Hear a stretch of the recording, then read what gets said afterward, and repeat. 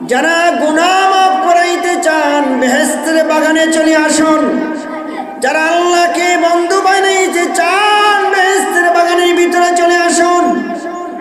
যারা শয়তানকে বন্ধু বানাইতে চান রাস্তায় ঘোরাফেরা করুন, দোকানের আড্ডায় ঘোরাফেরা, চার আড্ডা ঘোরাফেরার আমার কোনো আফসোস নাই। ভাইরা আমার, জান্নাতের বাগানে জান্নাতি বান্দারাই আসবে। নবীজি বলেছেন, যখন কোন আল্লাহর বান্দা বেহেশতের বাগানে প্রবেশ করে একদল ফেরেশতা ভিতরে প্রবেশ করার আগেই ওই গুনাহগার বান্দার গুনাহগুলি বহন করতে থাকে। সুবহানাল্লাহ বলেন। যখন নাকি অনুষ্ঠান শেষ হয়ে যায় ফেরেশতারা আল্লাহকে ডাক দেয়, আল্লাহ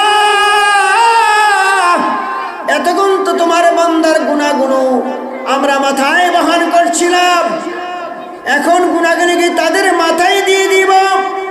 আমার আল্লাহ ডাক দিয়ে বলে, ফেরেশতারা আমার এই বান্দা এই বেহেশতের বাগানের মধ্যে কোরআনের কথা হয়েছে, হাদিসের কথা হয়েছে, তওবার কথা হয়েছে, ইস্তেগফারের কথা হয়েছে, আমার হাবিবের দুরূদ শরীফ পড়েছে, আমার নবীর জিকির আজকার করেছে, ইস্তেগফারের দরুন আমি বান্দার গুনাহ মাফ করে দিয়েছি। গুনাহগুলো ফেরত দিও না, গুনাহগুলো সমুদ্রের মধ্যে নিক্ষেপ করে দিয়ে দাও। যারা বলেন সুবহানাল্লাহ। আরে আমার এতে বোঝা গেল ওয়াজের মাহফিল, কোরআনের মাহফিল, হাদিসের মাহফিল, সুন্নাহর মাহফিল এগুলি বেহেশতের বাগান। নবীজি বলেছেন, তোমরা বেহেশতের বাগানের মধ্যে যখন বিচরণ করবে বেহেশতের ফল ভক্ষণ করে উপকৃত লাভ করবে।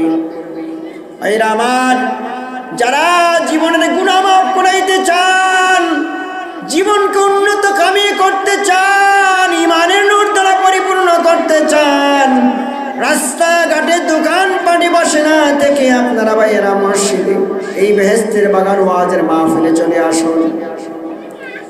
হিলাকুজ জিকির, জিকিরের অনুষ্ঠান, কোরআনের অনুষ্ঠান হলো নবীজি বলেন বেহেশতের বাগান।